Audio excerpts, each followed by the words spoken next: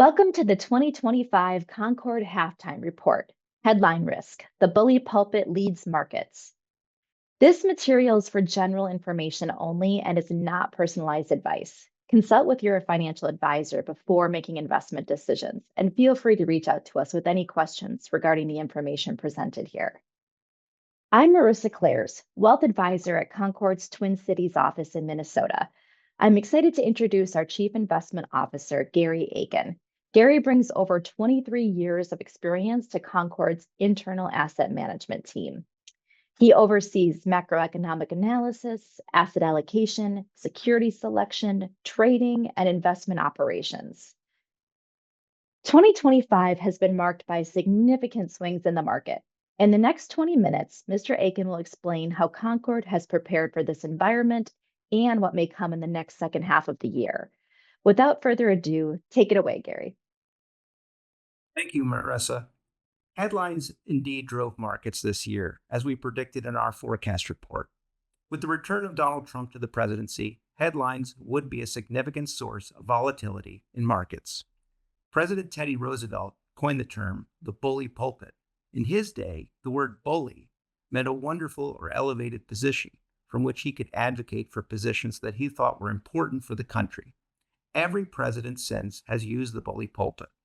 President Trump uses his bully pulpit, a wonderful position, to announce policy positions of his administration, to praise his friends, to admonish his opposition, negotiate in public, and in Concord's ambit, either to intimidate or lead markets. His words, whether they are verbal or posted on Truth Social or X, have had significant impact on the direction of markets and individual securities in 2025. During the year, we've seen headlines drive short-term price moves in the markets. Some of them we correctly predicted, and some caught us by surprise. We thought that sell-offs in high-priced stocks would force selling across the board, but we were caught off guard by the size and scope of Liberation Day tariffs. We also believed that proposed tax and spending policies would put pressure on the U.S. dollar and U.S. debt. On the upside, we expected to see AI-related revenue and profits continue to rise as use cases emerged. Whether it's chip makers, software, or the ecosystem supporting AI, that train is still going. We were just as easily surprised on the flip side of Liberation Day that Trump suspended his reciprocal tariffs after only a few days. Tariff policy is still in flux, country by country and sector by sector. Finally, we thought that there might be an end to some of the wars and conflicts around the world, leading to a new peace dividend. While some progress has been made, China and Ukraine remain elusive. It's not purely economic data that's moving markets so far this year. It's really been geopolitical headlines, especially out of the White House. And apart from immigration and a few other campaign promises, Trump seems willing to revise his policies frequently. Wall Street analysts have come up and seen so many about faces that they coined a term for it: the taco trade. Trump always chickens out. But instead of pejoratives, we should get used to a president who likes to negotiate in public from the bully pulpit. For market participants, it has been emotional dealing with the turmoil when hardline positions are announced, and euphoria when Trump chickens out or there's a resolution of the policy. What is Concord's strategy? Has been a common question that we've gotten from this year's clients. We are not adjusting our strategy based upon the negotiating tactics of the White House. Our strategy revolves around a robust investment process that strives to identify relative value. We rebalance based upon the changes in prices and values of assets relative to each other. When stocks go up dramatically and they are expensive relative to bonds, we'll be looking to rebalance and vice versa. The underlying global economy has progressed in line with our forecasted base case, the grind. We said the most likely outcome for 2025 was that financial assets would grind higher in price, but of course there would be increased volatility, and that has happened. Global growth would continue at a slow pace, and global inflation would slowly grind lower. The path wouldn't be smooth, but the potential for resolution of geopolitical conflicts around the world would be a catalyst for opportunities in the U.S. and around the world in 2025. A second scenario with a lower probability was a recession, and no one expects a recession, but interest rates have been very high for too long, potentially. Every recession in the past 75 years has been the result of a geopolitical event, an energy shock, or a Federal Reserve policy mistake. Fed policy has been restrictive for over 2 years, and there's certainly room in the messy geopolitical environment for a risk event. But our view is more optimistic than that, so we assign a low probability. Finally, we assigned a low probability to stagflation. Some economists are revising their definition of stagflation to meet our present situation of 2.5% inflation and 1 to 2% growth. But stagflation would need to have significantly higher inflation and near recessionary growth for a true stagflationary environment. While we can't rule it out, it's a low probability for 2025. So our agenda today, we're going to talk about some of the evidence that bolsters or undermines our base case, the grind, playing out. We're going to talk about what slowing U.S. growth may look like, whether the Fed should concede the fight for 2% inflation, and what happens if they're too late. We'll talk about international diversification, because for the first time in a long time, international stocks have outperformed U.S. stocks. And so the question is, can ex-U.S. outperformance continue? And does that change our thesis for higher allocations to international stocks? And finally, I want to circle back to talk about persistent headline risk. What are the next headlines that we're thinking about, and how can we set up clients to take advantage of those situations? Within the grind is the idea that the U.S. economy would grow, but at a slower pace. Evidence of this slowing is shown in the chart of U.S. continuing jobless claims. Every week, the Department of Labor publishes who's lost a job and how many people who previously lost a job are still looking. The number of people still looking is now at a post-pandemic high. It's still below the level that was sort of an average rate pre-pandemic, but jobless claims are continuing to rise, meaning that it's harder and harder for people who are losing a job to find a new job. Initial jobless claims are up to 250,000 per week. What's really interesting is that this is roughly the level at which the Fed started cutting rates last summer, but they don't seem poised to cut rates today. So we would expect that the jobless claims would continue to rise so long as the Fed is more concerned about inflation now than they are about labor markets. And make no mistake, labor markets, from our perspective, are deteriorating. As labor markets deteriorate, we would expect that also, if folks are having trouble finding or keeping a job, that it might be difficult for them to maintain debt payments as well. And we're seeing that. Delinquency rates, and this is shown by the New York Fed's 30-plus day delinquency rate across all loan types, has risen to 5%. That means that 5% of all loans across the United States are 30 days or more delinquent. Some of that recent spike is driven by the resurgence of student loan delinquencies, which went from 0 during the moratorium to 8% as payments were supposed to start resuming. But it's across all loan types too, from mortgages to credit cards. Higher interest rates are making it difficult for borrowers to refinance or to do debt reductions. If they're losing a job, those high interest rates mean that they're going to maybe skip a payment on the credit card or the student loan in order to make the mortgage payment or the rent. And that's exactly what we're seeing. It's something the Fed ought to be concerned about. Again, these are not at extremely high levels relative to history, but the trend is certainly concerning. The incoming data paint a picture of a deteriorating labor market, credit market, and slowing economy. And in this slowing economy, inflation ought to be falling as well. The Fed has wanted to see this type of data induce lower inflation. And you can see from the dotted line here that US PCE core price index inflation is down to about 2.5% from the over 5% it was back in July of 2021. So inflation has certainly come down, but the Fed is still very reluctant to lower interest rates. And that would mean to us that monetary policy is tight. When the solid line, the effective Fed funds rate, is above the dotted line, monetary policy is deemed to be tight, and tight Fed policy should lead to a slowing economy and also slowing inflation. That's exactly what's happened. But the Fed has shifted back from worrying about the labor market to worrying about inflation, especially with respect to tariffs. In our opinion, the Fed is fighting the last war, the inflation war.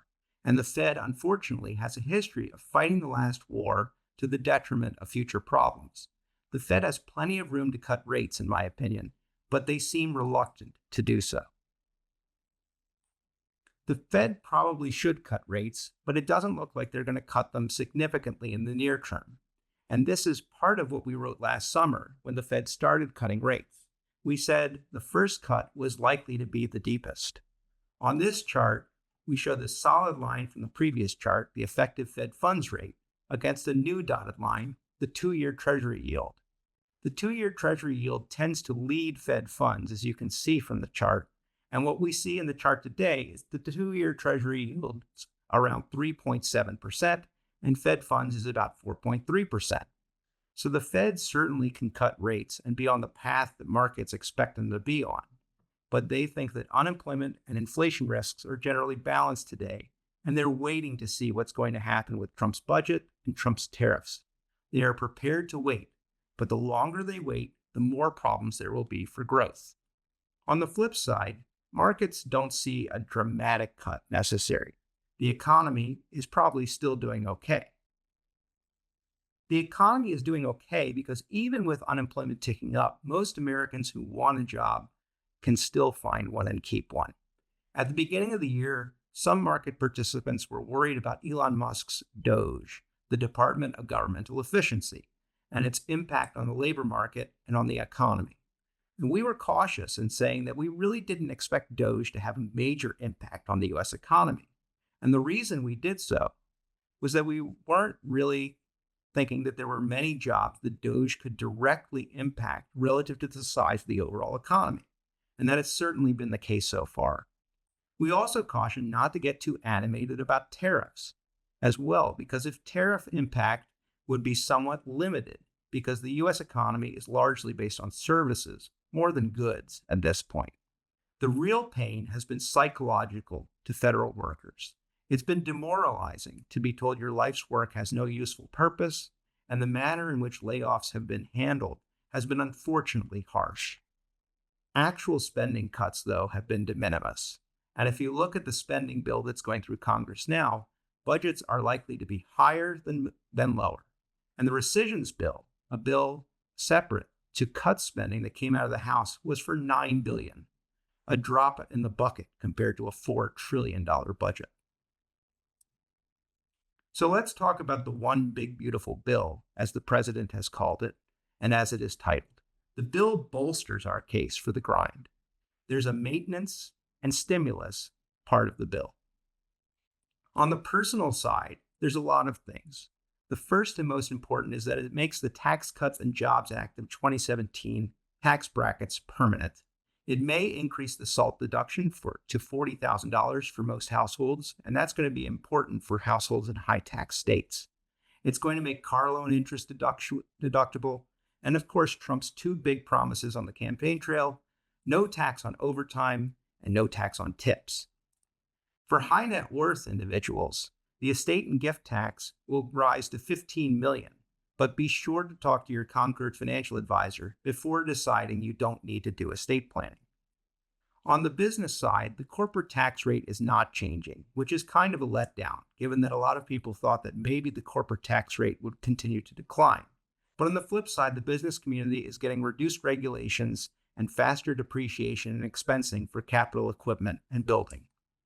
When we look at all these things together, whether we're scoring dynamically or not, estimates are that the bill will increase cumulative deficits by anywhere from $1.7 to $3 trillion in its current form over the next 10 years. At the same time, importantly for our base case, it will likely increase GDP through deficit spending, through the effect on consumer spending, and more business development. But it doesn't change the most important long-run driver for bond portfolio positioning. The national debt will continue to rise. We are well over 100% debt to GDP and rising every day. We are now at $37 trillion of debt. And even if tariff income covers some or all of the increased deficit spending, the trajectory of future debt and deficits will still be the same. We're on this trajectory largely because of healthcare spending and Social Security spending. Those are demographic issues that are not going to change. The question is, how does all this new spending and tariff revenue impact our inflation view? After all, the grind base case includes a forecast that inflation continues to slowly grind lower. Tariffs are taxes, but they're paid by companies and consumers in the form of higher prices.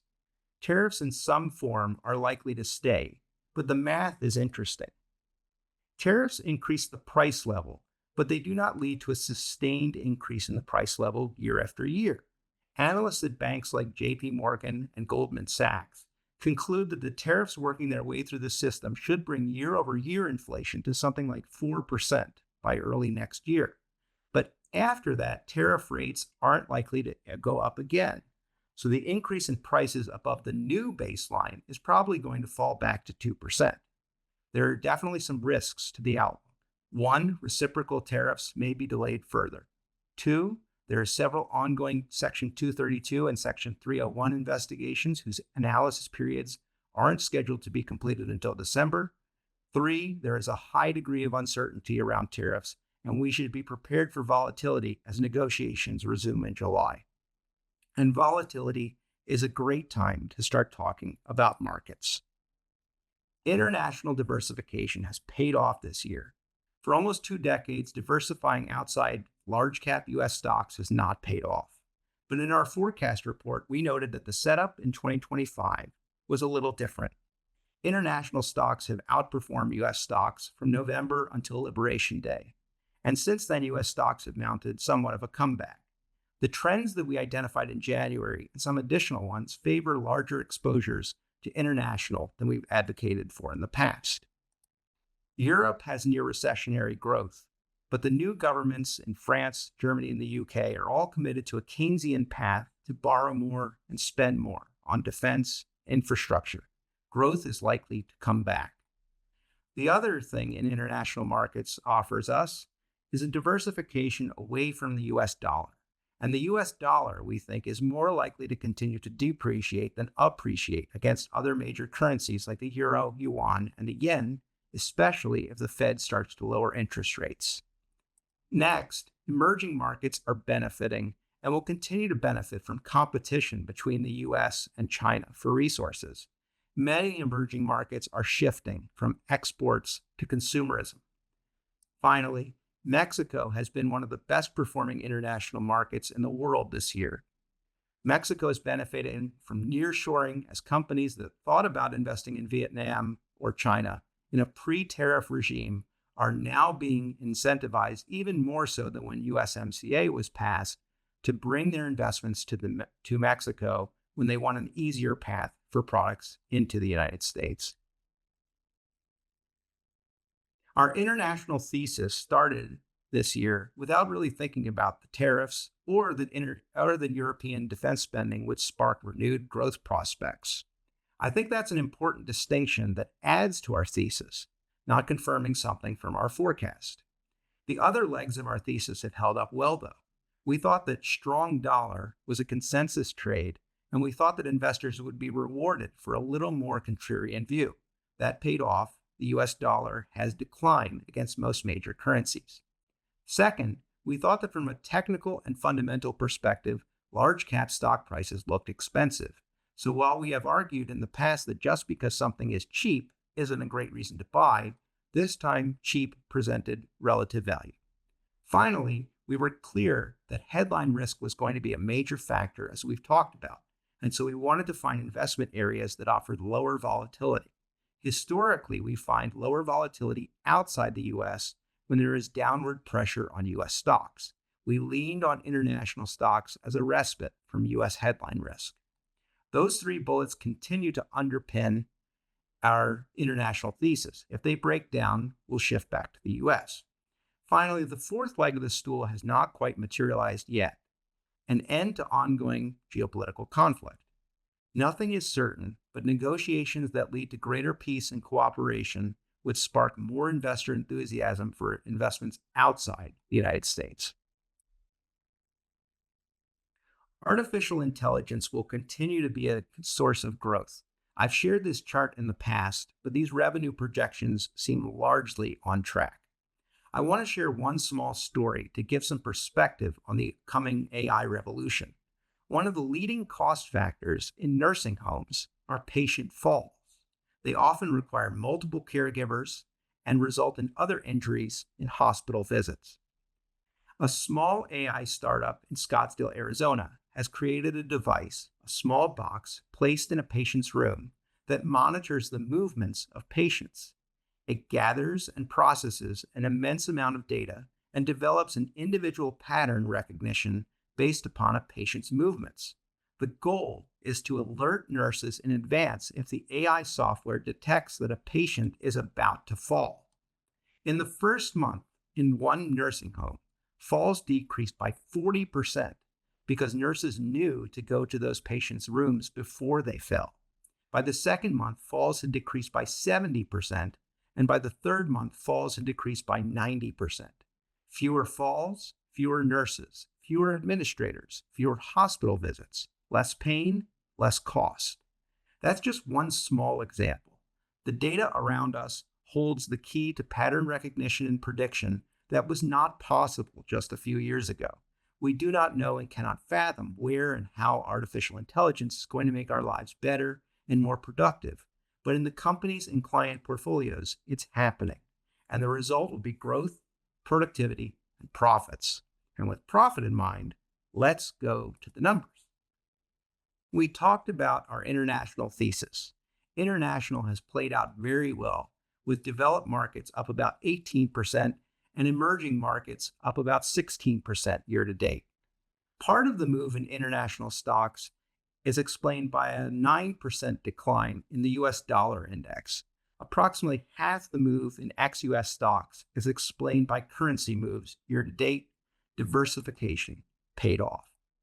The shaded area in the middle of the chart is from when Trump announced his Liberation Day tariffs to the announced 90-day pause.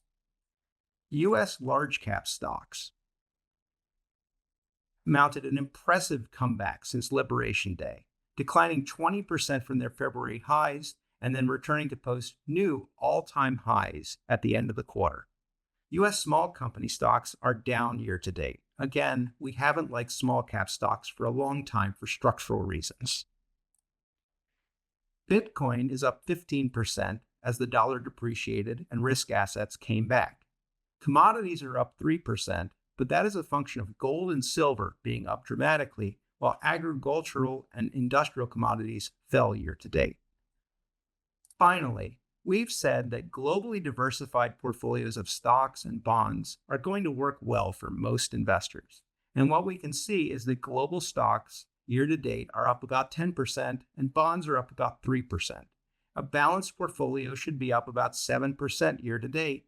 Not too shabby considering all the headlines. Staying on course, aligned to your risk tolerance and goals, is very important. In turbulent times, getting in and out of markets is hard work and emotionally draining. Our job as investment professionals is to take emotion out. We follow our relative value strategy, rebalance along the way, and buy stocks when they fall relative to bonds and vice versa. As for the second half, our macroeconomic outlook for 2025 has not changed. We think that financial assets are likely to continue to grind higher, but again, not without execution risks. Headline risk is going to be with us the rest of the year, but we continue to think that we grind higher, that a recession is unlikely, and that stagflation is also unlikely. In conclusion, the U.S. economy is slowing down as tariffs begin to impact prices in Q3 and Q4. We think that the Fed can cut rates, but they are likely to be late. The AI productivity revolution is just getting started, and regulatory reform should unlock value for U.S. stocks. International stocks continue to be well positioned to perform with a weaker dollar, larger U.S. budget deficits, and all-time high U.S. valuations. And again, headline risk is going to be with us, But our view is that the best response to headlines is not to shift your strategy or your risk tolerance to fit markets. Let us build a portfolio aligned to your goals and manage the headlines and emotions as prices move. Thank you. Thank you, Gary, for that informative presentation. I know our clients appreciate your perspective. If you would like to learn more about Gary's views or how they might be implemented in your portfolio, we encourage you to contact your Concord Wealth Partners advisor. Please remember that the economic outlook presented today may not unfold as expected, and no strategy is guaranteed to succeed. Investments in stocks, bonds, and international markets carry risks, such as loss of principal, interest rate changes, currency fluctuations, and political instability. To determine which investments may be appropriate for you, consult your financial advisor before investing. For more information, please visit concordwealthpartners.com. Thank you for watching.